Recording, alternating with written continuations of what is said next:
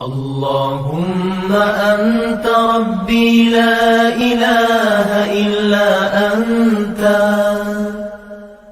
خلقتني وأنا عبدك وأنا على عهدك ووعدك ما استطعت أعوذ بك من شر ما صنعت أبوء لك بنعمتك علي وأبوء بذنبي فاغفر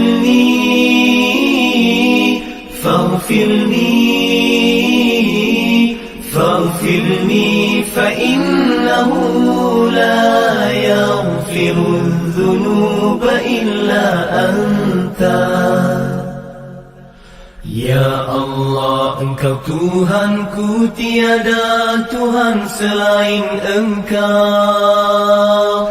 Engkau ciptakan aku dan aku hamba-Mu, dan aku berada dalam janji-Mu menurut kemampuanku. Aku berlindung denganmu daripada kejahatan yang kulakukan. Aku sedari nikmat-Mu kepadaku, dan ku sedari akan dosa-dosaku. Ampuni aku, ampuni aku, ampuni aku, kerana sesungguhnya tiada yang dapat mengampunkan dosa kecuali Engkau. Allahumma anta rabbi la ilaha illa anta خلقتني وأنا عبدك وأنا على عهدك ووعدك ما استطعت أعوذ بك من شر ما صنعت أبوء لك بنعمتك علي وأبوء بذنبي فاغفر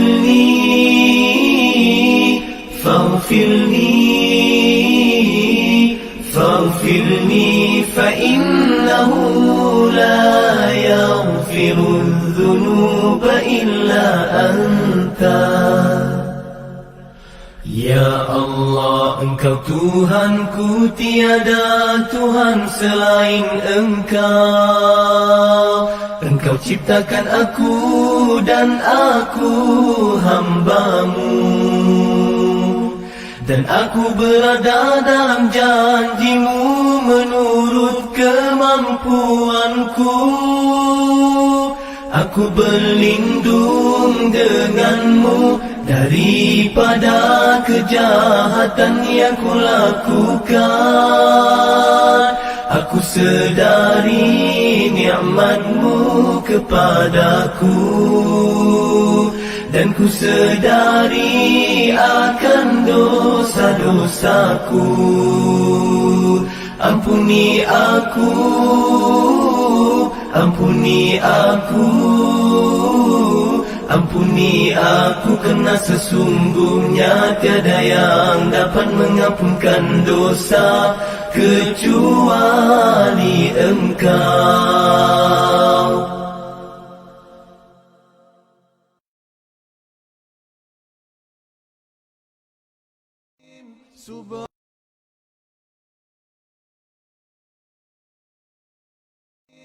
Subhanallah wa bihamdihi Subhanallahil azim. Turunkan di Mekah, mengandungi 43 ayat. Dinamakan surah Ar-Ra'du, yakni guruh, kerana perihalnya ada disebutkan pada ayat yang ke-13. Intisari kandungannya menegaskan tentang kebenaran Al-Quran sebagai sebuah kitab suci yang diturunkan oleh Allah Ta'ala kepada junjungan kita Nabi Muhammad sallallahu alaihi wasallam. Menjelaskan i'tiqad kepercayaan berdasarkan tauhid yang menggambarkan keesaan Allah Azza wa Jalla dan kekuasaannya. Sebagai buktinya, ditegaskan bahawa Allah jualah yang menjadikan langit dan bumi dan segala isinya. Allah jualah yang mentadbirkan sekalian makhluknya. Dan dialah jua yang mengetahui segala perkara yang gaib dan yang nyata.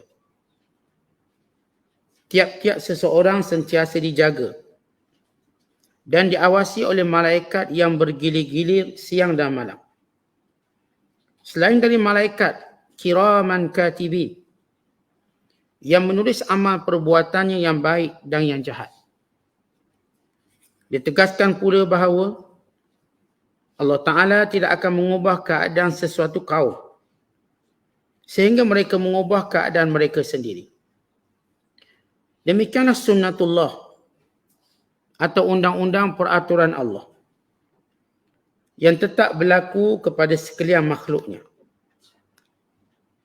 Surah ini disudahi dengan menegaskan bahawa sikap orang-orang kafir tidak mahu mengakui Nabi Muhammad sallallahu alaihi wasallam sebagai seorang rasul tidaklah menjadi hal, kerana cukuplah Allah Ta'ala menjadi saksi yang membenarkan kerasulannya sebagaimana yang tersebut dalam Al-Quran dan kitab-kitab Taurat dan Injil, serta diakui oleh orang-orang yang jujur yang ada pengetahuan mengenai kitab-kitab Allah yang tersebut. Bismillahirrahmanirrahim. Alif Lam Mim Ra. Tilka ayatul kitab. Walladhi unzila ilayka min rabbikal haqq walakin aktharan nasi la yu'minun. Sadaqallahul azim. Dengan nama Allah yang Maha Pemurah lagi Maha Mengasihani.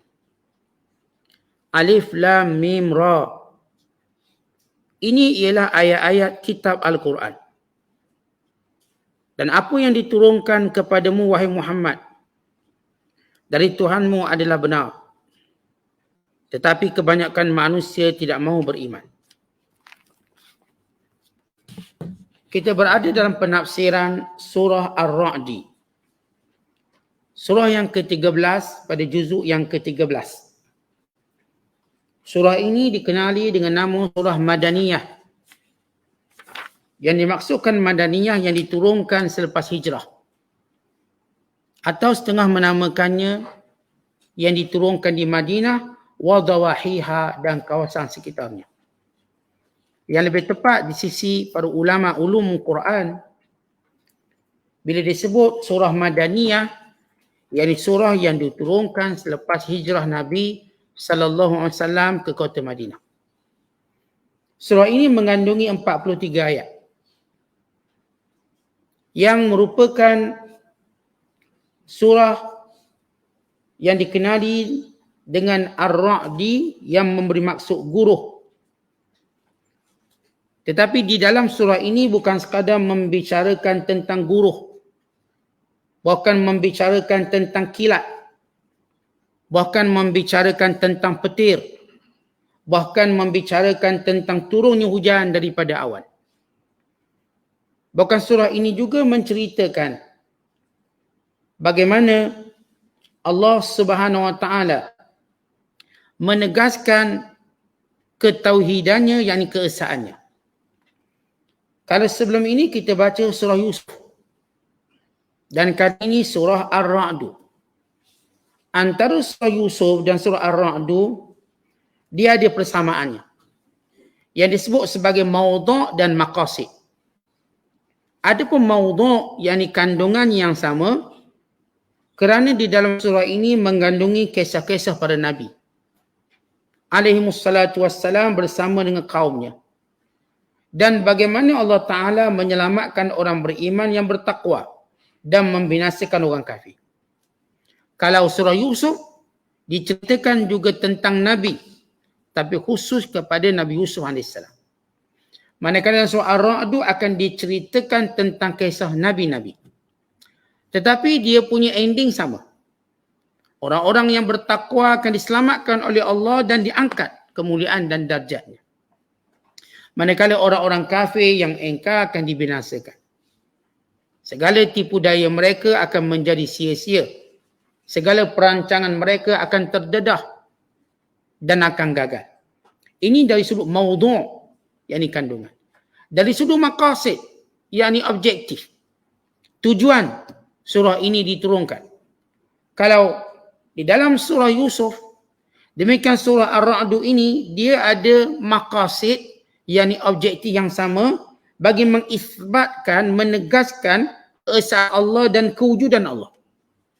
Kalau dalam surah Yusuf disebut arbabun mutafarriquna khairun amillahul wahidul qahhar.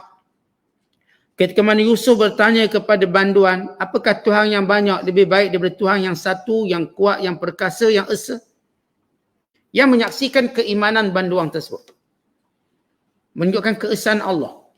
Manakala dalam surah Ar-Ra'd ini kita akan baca pada ayat yang kedua dan keempat, bila Allah menyebut Allahu alladhi rafa'as samawati bighairi amadin tarawnaha. Allah lah yang menjadikan langit ini tanpa tiang yang engkau lihat, yang kamu lihat, untuk menunjukkan keesaan Allah tanpa ada sekutu baginya. Dan ayat yang ke-16, Qul man rabbus samawati wal ard qulillah. Katakanlah kepada mereka, wahai Muhammad, siapakah dia Tuhan langit dan bumi? Maka jawablah, ialah Allah. Maka ini dari sudut maqasid. Maqasid yakni objektif. Objektif surah Yusuf, surah ke-12 yang kita bacakan sebelum ini. Dan objektif surah Ar-Ra'd atau maqasid Ar-Ra'd yang kita bacakan pada malam ini sama, iaitu ayat-ayat yang menjelaskan, ayat-ayat yang menegaskan, ayat-ayat yang menguatkan keesaan Allah yang bersifat pencipta, yang menghidupkan dan mematikan, yang berkuasa mutlak tanpa ada syirik dan sekutu. Maka ini persamaannya. Baik, kalau sekiranya kita lihat surah Yusuf, ditutup dengan ayat pada 111, maka hadisan yuftara. Ini bukan cerita yang direka-reka. Walakin tasdiqal ladzi baina yadai. Tapi kebenaran yang dibenarkan dengan wahyu yang diturunkan sebelum ini. Wa tafsila kulli syai'. Penjelasan sedetail-detailnya. Hudan wa rahmatan liqaumi yu'minun. Petunjuk dan rahmat bagi kaum yang beriman. Manakala dalam surah Ar-Ra'd dimulakan dengan ayat tilka ayatul kitab wallazi unzila ilaika min rabbikal haq walakinna aktsaran nas la yu'minun. Ini ialah kitab, ayat-ayat Al-Quran yang sebenar yang turun daripada Allah yang maha benar, tetapi kebanyakan manusia tidak beriman. Kalau penutup surah Yusuf dia menegaskan Quran ini bukanlah cerita yang diada-adakan. Al-Quran tak reka cerita, tapi menceritakan apa yang berlaku dan apa yang akan berlaku.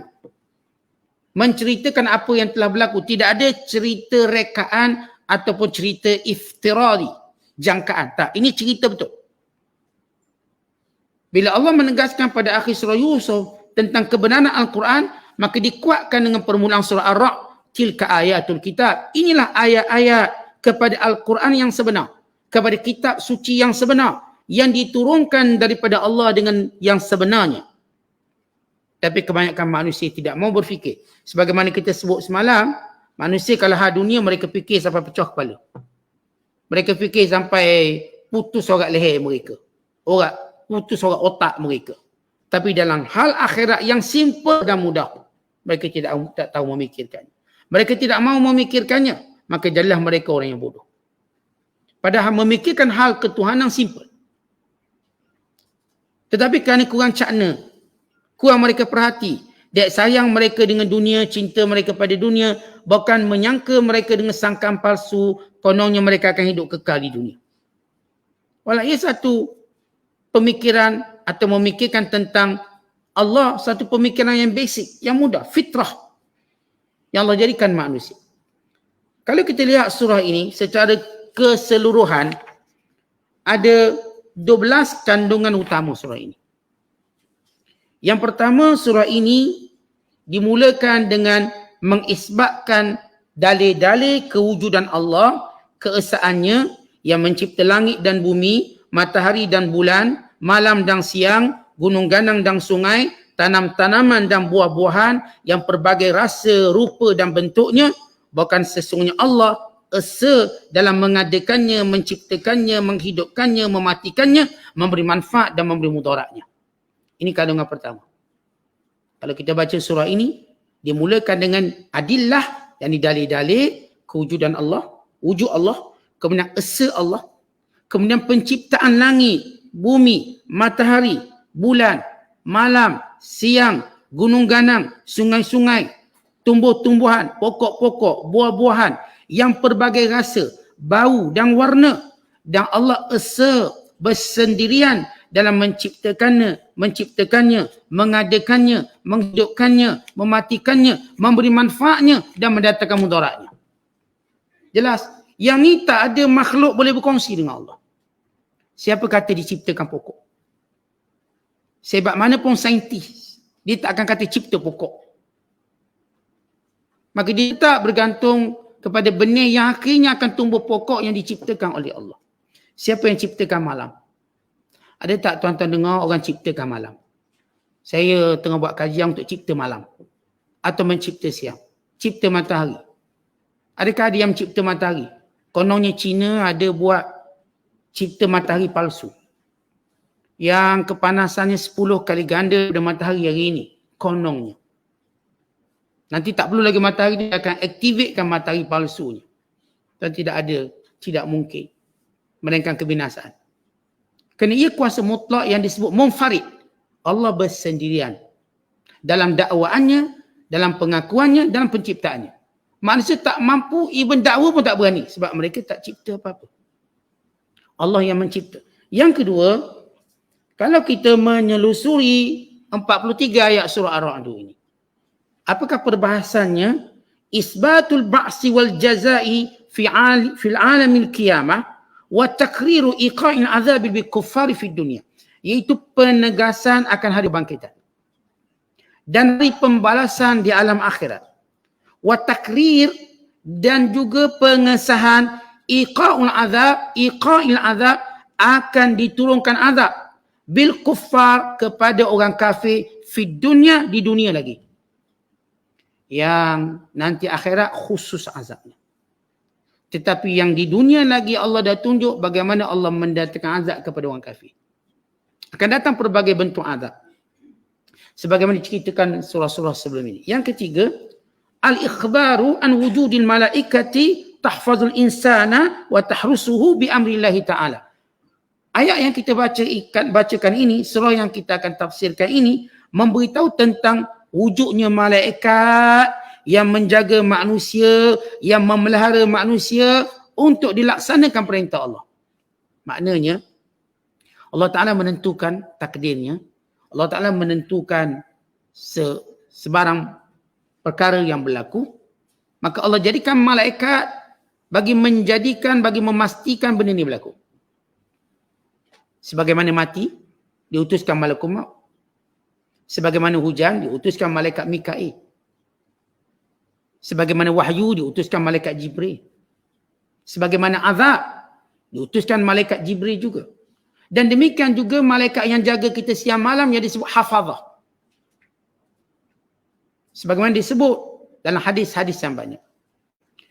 Sebagaimana disebut juga dalam matan tauhid, likulli abdin, setiap hamba itu ada hafazatun wukilu, malaikat-malaikat penjaga yang ditugaskan. Sebab tu tuan-tuan, ada malaikat yang jaga mulut kita supaya jangan masuk ular dalam mulut kita ni. Ada malaikat yang memelihara kita supaya jangan jatuh, melainkan kalau Allah takdir kita jatuh. Kita ni kan jalan nampak straight. Tapi kalau Allah takdirkan kita jatuh, kita jatuh. Tapi kalau Allah takdirkan kita tak jatuh, ada menahannya, maka Allah jadikan malaikat menahannya. Tak kira apa juga keadaan pun. Maka adanya malaikat yang akan jaga kita. Dan kita tengok pandangan ulama, setiap orang beriman, berapa orang malaikat jaga dia? Daripada bentuk apakah malaikat ni jaga? Ini selain daripada malaikat kiraman katibi pencatat amalan. Malaikat yang jaga. Jaga kita, jaga anak kita. Waktu mana kita berjalan, kita membaca doa, maka Allah utuskan malaikat jaga kita. Waktu mana kita tidur, kita ingat Allah, malaikat jaga kita. Daripada mimpi-mimpi yang tidak baik, daripada gangguan syaitan. Waktu mana kita makan, kita berdoa, malaikat jaga kita. Dan semua keadaan kita yang kita akan nanti bicarakan tentang malaikat penjaga yang dikenali sebagai hafazah. Apa itu hafazah? Dia perkataan mufrad kepada perkataan jamak pada perkataan hafiz. Hafiz penjaga. Hafazah penjaga. Akan menjaga kita. Yang keempat, iradul amsalil haqq wal batil. Allah Ta'ala mendatangkan perbandingan misalan yang benar dan yang batil. Bagi siapa yang menyembah Allah yang esa dan bagi siapa yang menyembah berhala. Allah beri satu perumpamaan bagaikan banjir buih yang tidak ada faedah. Bagaikan air yang sekadar membawa buih yang akhirnya begitu. Dengan sesuatu yang memberi manfaat. Seperti ma'din mudhab, iaitu seperti galian emas yang bakal dicairkan, akhir selepas cair, dia kekal menjadi emas yang tulen. Atau besi yang tulen. Atau apa saja bentuk yang tulen sesudah ianya cair atau sesudah ianya dicairkan atau dibakar. Perbandingannya. Kemudian yang kelima, Allah Ta'ala memberi satu perbandingan hal orang bertakwa sebagai orang yang bahagia, sebagai orang yang senantiasa bersabar, sebagai seorang yang sentiasa menunaikan solat dengan penuh kesabaran dan ketabahan dengan keadaan penderhaka yang sentiasa mengingkari janji dan juga perintah Allah dan melakukan kerosakan di muka bumi ini dengan membabi buta. Allah sebut perbandingan. Orang beriman, mereka ahli bahagia. Mereka berhak dapat kebahagiaan. Mereka ialah orang yang mendirikan solat. Mereka ialah orang yang sabar dalam taat. Manakala penderhaka pula, mereka ini tak boleh dipercayai. Mereka langgar semua perintah. Semua perjanjian. Bukan mereka ini sentiasa melakukan kerosakan di muka bumi ini secara membabi buta. Dan yang keenam, al-bisyarah, khabar gembira. Bijannati adnin lil muttaqin, dengan syurga adnin kepada orang bertakwa. Wal inzaru bin nar, dan amaran dengan api neraka. Linaqidil ahdil mufsidina fil ard, orang-orang yang memungkiri janji dengan Allah dan yang melakukan kerosakan di muka bumi.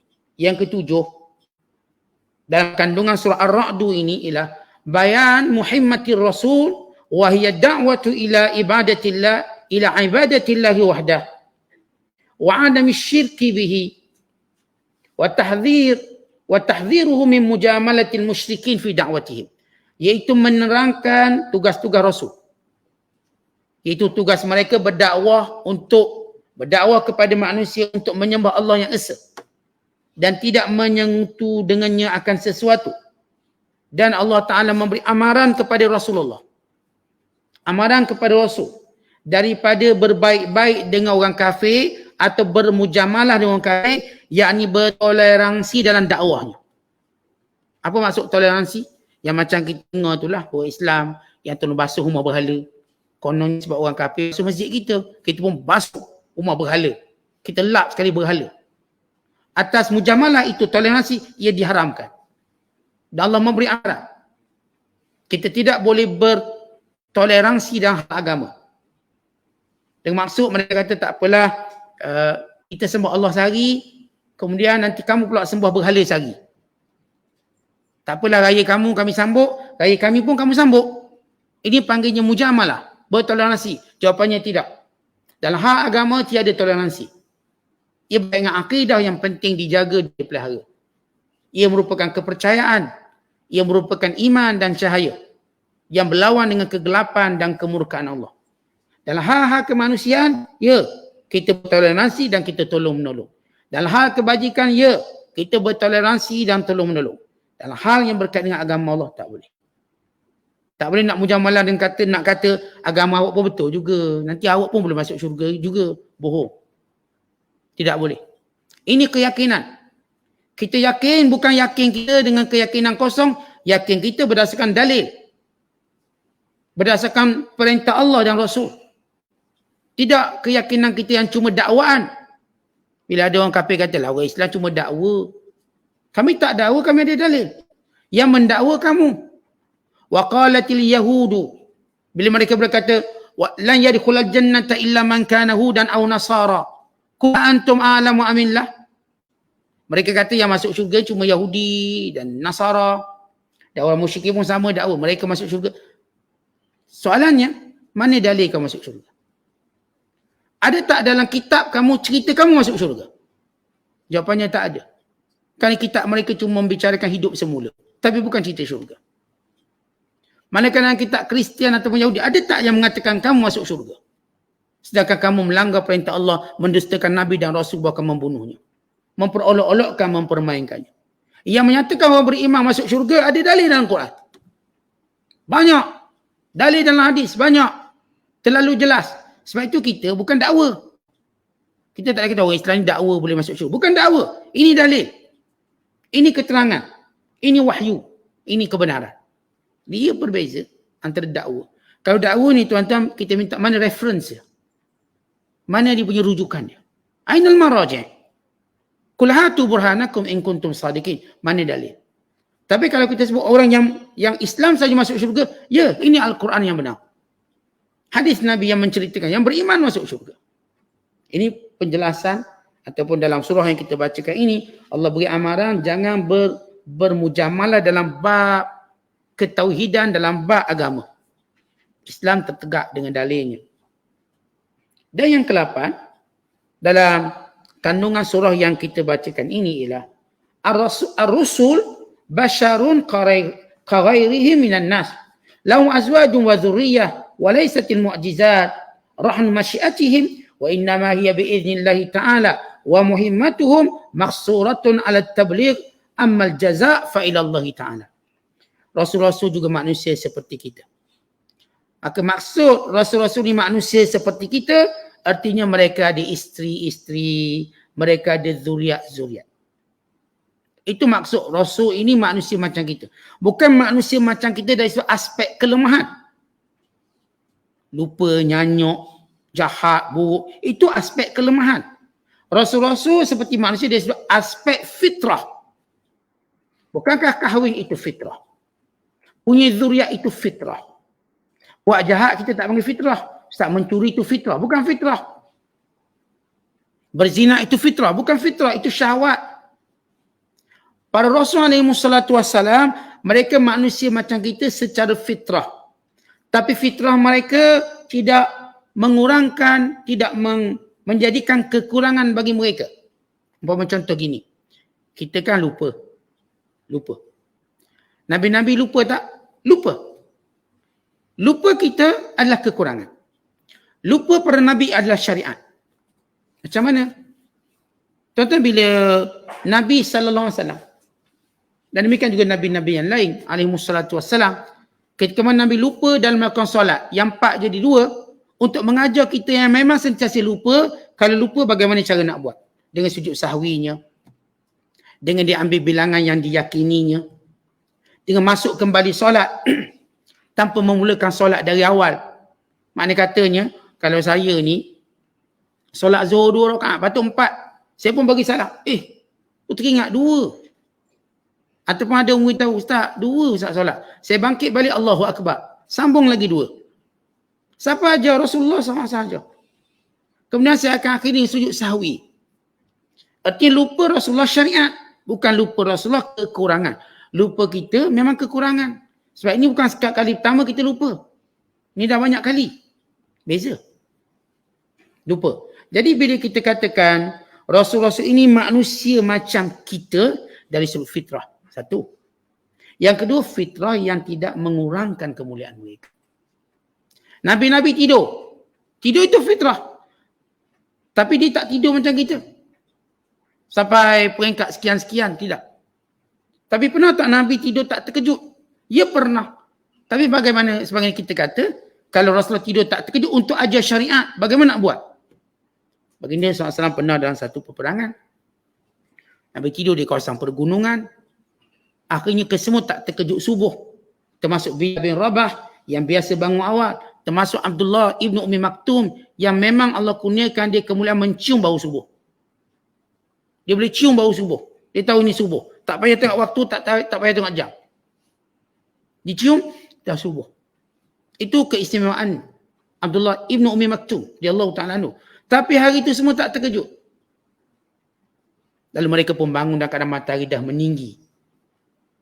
Maka kata Nabi SAW, bergerak. Bergerak. Jangan solat di sini. Kawasan ini banyak kejahatan. Ini banyak jin. Sehingga dia melekakan semua. Maka bergerak. Rasul ajar bergerak hingga satu tempat. Walau Rasul ajar para sahabat untuk kembali solat subuh. Dengan adhan, dengan iqamah, dengan qabliyah dan solat subuh. Tertibnya sama. Azan, iqamah. Dengan kita kata qabliyah dan solat subuh. Apa yang Rasulullah ajar ni bagaimana kita nak buat kalau kita mungkin tak terkejut. Apakah tak tersemayang? Tak semayang tak. Tetap semayang walaupun kita bangun lewat. Semayang tetap semayang. Apa yang berlaku pada Rasulullah ialah bentuk syariat. Bukan Nabi tiap-tiap hari tak terkejut. Jadi ini kita maksudkan ar-rusul bashar karairihim minan nas. Rasul itu manusia macam orang lain. Sudut mana macam orang lain? Sudut fitrah mereka, kahwin mereka, zuriat mereka, hidup mati mereka. Mereka manusia.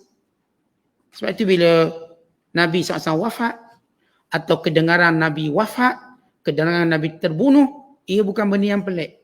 Allah turunkan ayat bagi menerangkan kematian bagi Rasul dan kematian bagi Rasul yang lain ialah satu sunnatullah yang dilalui oleh semua manusia termasuk Rasul. Allah menyebut, wa ma Muhammadun illa rasul qad khalat min qablihi rusul.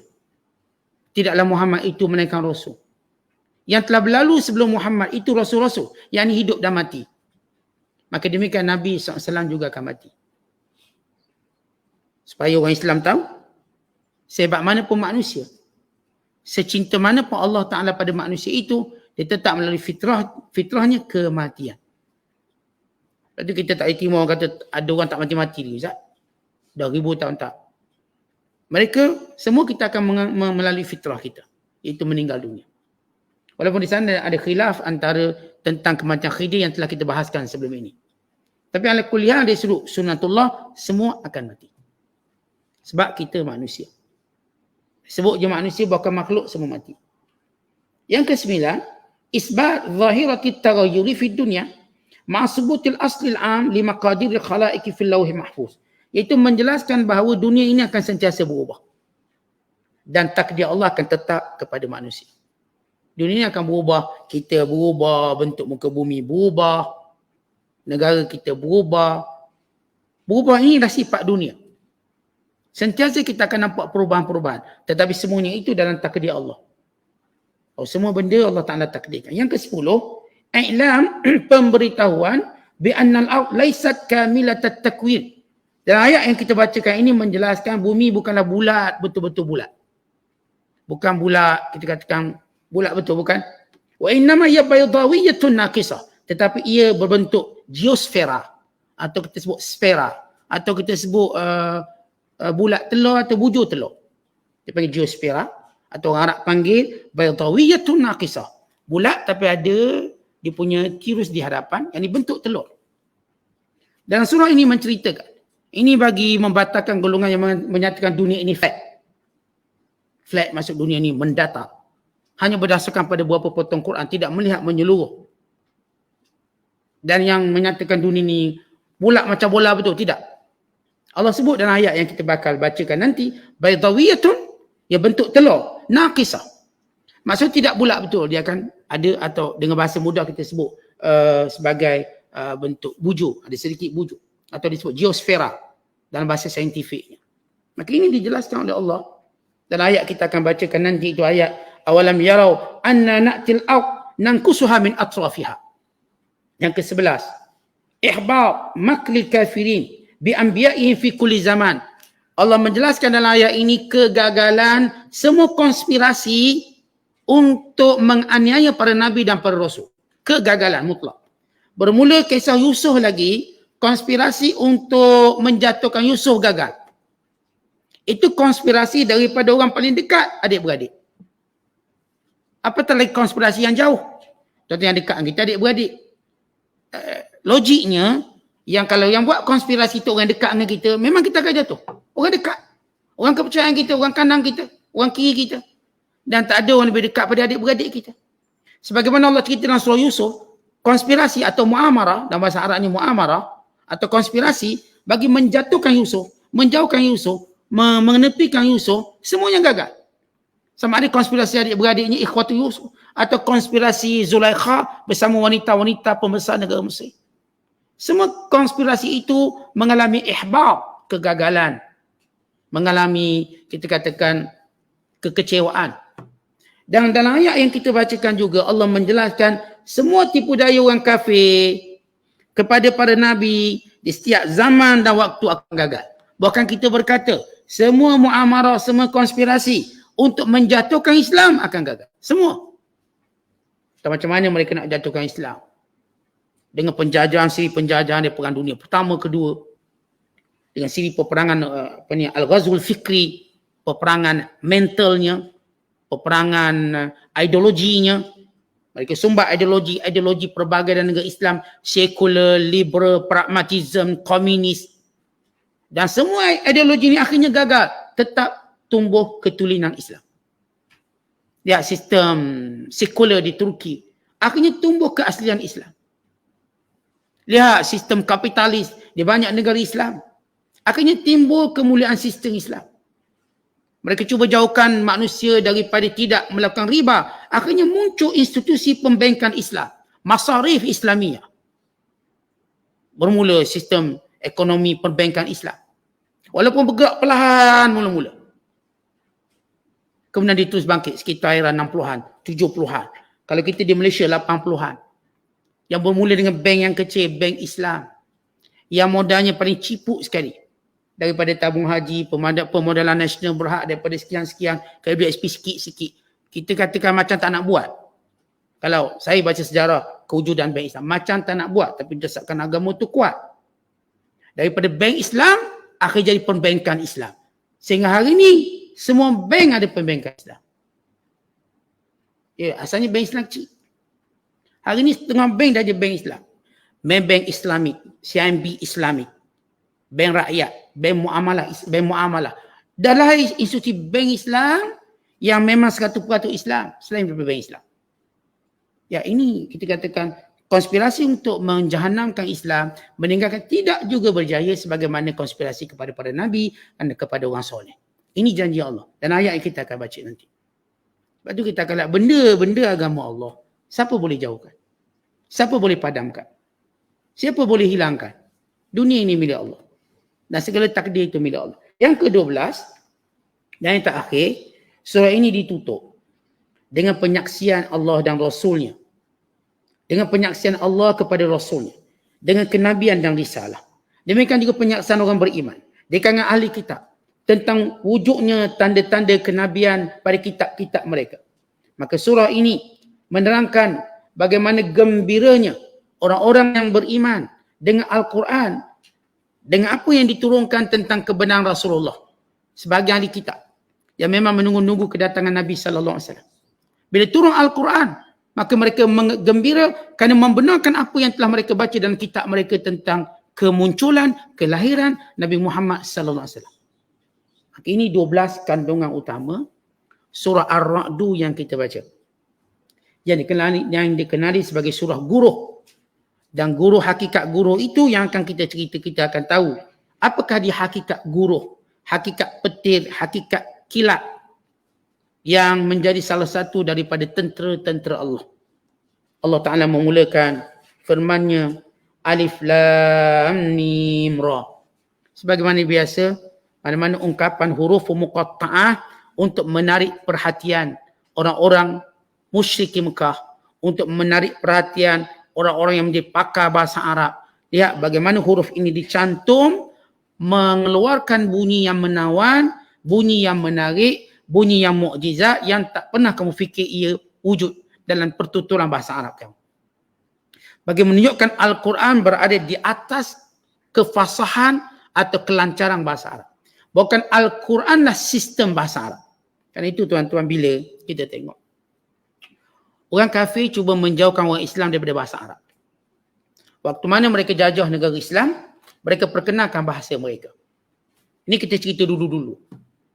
Kata Syekh Atiyah Saqar dalam kitabnya Ahsanul Kalam fi Fatawa wal Ahkam, bila mana mereka menjajah negara Islam, mereka sebarkan agama, mereka sebarkan bahasa mereka supaya menjadi bahasa pertuturan untuk mudah mereka mengkristiankan anak-anak Islam. Bahkan mereka suruh orang Islam terjemahkan Bible dalam bahasa anak watan. Di samping mereka perkasakan bahasa Inggeris. Mereka wujudkan sekolah bahasa Inggeris. Bahkan kalau ambil sejarah kita kat Malaysia, sekolah-sekolah aliran Inggeris ini yang ditajuk oleh kerajaan penjajah, yang dipimpin oleh pesojaya pendidikan yang pertama yang disebut R.O. Winston, merupakan seorang padri. Seorang padri yang datang ke Malaysia untuk menjadi pesojaya pendidikan di negara ataupun di negara yang mereka jajah. Untuk apa? Melancarkan apa disebut sebagai tansiriyah, iaitu kristianisasi. Antara cara pengkristianisasi itu ialah bahasa. Lalu mereka cuba matikan apa sahaja yang berdekatan dengan bahasa Arab. Akhirnya diharamkan Jawi pada tahun 60-an. Sebagai satu langkah susulan. Dan tuan tahu bagaimana sejarah pengharaman Jawi sekitar tahun 60-an. Dan kita tahu siapa bertanggungjawab dan apa sebab. Sebab sejarah tidak akan menyembunyikan apa yang dilakukan. Tapi cukup saya sebut secara mendatar atau secara umum. Secara permukaan je, kita tak nak mendalam. Sebab dia ada implikasi yang lebih dalam untuk kita bicarakan. Kita nak beritahu bila orang cuba jauhkan bahasa Arab. Dan hari ini dalam subjek bahasa Arab ada golongan tertentu nak kurangkan hisas atau waktu-waktu mengajar bahasa Arab. Sepatutnya di sekolah-sekolah kebangsaan bahasa Arab katakan 3 jam, nak kurangkan 2 jam. Nak kurangkan 1 jam. Maka semua langkah-langkah dibuat sesudah ulama-ulama Islam, orang Islam cuba perkasakan bahasa Arab sebagai bahasa ibadat, bahasa Quran. Dan Al-Quran yang menjaga bahasa Arab. Bukan bahasa Arab yang jaga Quran. Al-Quran yang menjaga bahasa Arab. Maka bila kita tengok langkah-langkah yang dilakukan untuk menjauhkan orang daripada bahasa Arab. Bukan kita, kadang-kadang kita ustaz-ustaz pun macam malu-malu cakap Arab. Tapi kalau cakap Inggeris rasa bangga, kembang hidung gitu. Kita diajar bangga cakap bahasa lain. Tapi bila cakap Arab ni macam kuas sikit lah. Jadi kalau kita jumpa ustaz cakap Arab, dia pun buat gini kepala, gini kepala.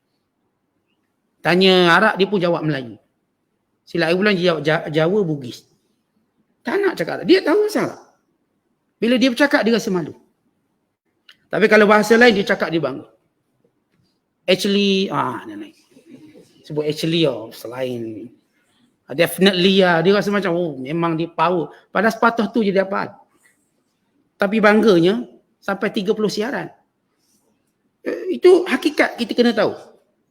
Tuan-tuan tanya semua orang, kalau orang tu dia pandai bahasa Arab. Saya mengaji bahasa Arab lebih pada 20 tahun. Jadi kalau, apakah bila bercakap tu rasa tak bangga? Bukan bangga dengan maksud saya sombong, bukan. Kita teruja lah cakap Arab. Boleh sebut perkataan bahasa Arab. Kata lahza, walau sekejap ke, walau sepatah, walau kalimah. Kita Masya Allah, teruja. Yang dengar pun teruja. Tapi sebaliknya, langkah penjajah menjadikan kita tak bangga dengan bahasa Arab. Tak bangga. Tak jadi bahasa Arab. Hatta para asatizah pun cenderung untuk cakap Inggeris lagi bagus. Hatta mereka sedang di negara Arab, orang Arab pun tak nak cakap lagi bahasa Arab. Dia nak cakap bahasa Inggeris. Tapi lihat bagaimana Al-Quran menjaga bahasa Arab. Tuan-tuan, sebab tu saya kata Al-Quran yang jaga bahasa Arab, bukan bahasa Arab jaga Quran. Macam mana pun dia orang nak speaking ke, dia orang nak apa pun dalam bahasa, Quran kekal bahasa Arab. Kamu tak boleh baca bahasa Inggeris, kamu tak boleh guna bahasa Perancis atau bahasa Rusia, kamu kena baca bahasa Arab. Maka kekal Quran sebagai mukjizat bahasa. Sebab itu tuan-tuan, akan lahir satu generasi yang akan berbangga bercakap bahasa Arab. Sebagaimana kita berbangga bercakap bahasa asing. Yang anehnya yang saya tengok hari ini, dan ini juga melalui pembacaan dan melalui pencerapan umum kita. Bila Mak Saleh yang convert masuk Islam, mereka mula berbangga bercakap Arab dan meninggalkan bahasa Inggeris. Mereka yang convert baru masuk setahun, dan saya jumpa sebahagian mereka. Lalu mereka berbangga bercakap bahasa Arab. Kerana asal bahasa Arab ini tuan-tuan, bukan bahasa semata. Ia menunjukkan bagaimana kuatnya pegangan agama kita. Kuat. Dan menunjukkan dekatnya kita dengan Quran. Bukan dengan hadis Nabi SAW. Dekat. Cukup dekat. Akhirnya Allah naikkan bahasa di sisi orang yang kita bangga bahasa dia dan mereka bangga dengan bahasa Arab. Kan dah terbalik kita ni. Maksud kita kan setengah kita bangga cakap Inggeris lah. Anak-anak pun hantar tadika Inggeris. Even sebahagian mereka hantar tadika Kristian untuk pandai bahasa Inggeris. Sebagaimana berlaku di Perak, sebagaimana berlaku di beberapa buah negara tanpa saya sebut. Sehingga ditegur oleh para ulama. Kononnya kami hanya belajar bahasa Inggeris. Mereka tak tahu jalinan bagaimana kaitan kristianisasi dengan bahasa di beberapa buah tempat. Saya tak sebut secara mutlak, saya sebut secara umum. Lalu mereka bangga. Mereka suka anak mereka dari awal dia cakap Inggeris. Tapi bila Arab, tak nak. Mereka cuba jauhkan. Tentang kita, akhirnya Allah tukar, saya katakan orang yang memang lidahnya English. Bahasa Inggeris ni, akhirnya mereka betul-betul bahasa Arab.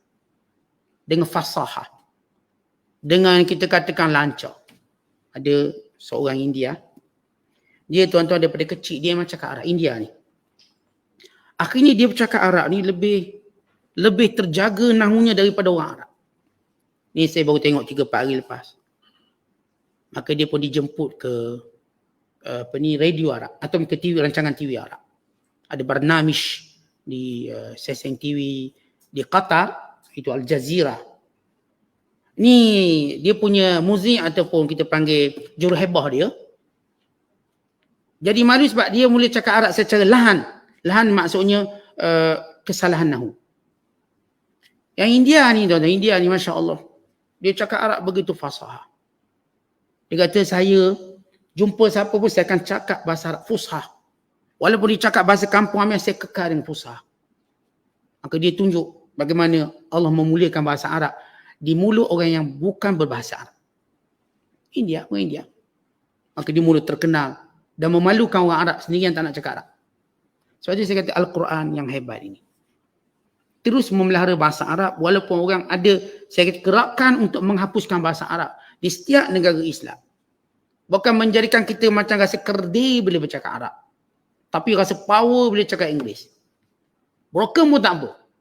Asalkan kita cakap Inggeris. Atau asalkan kita cakap bahasa lain. Tapi bila cakap Arab, even kita lancar sekalipun, kita rasa macam malu.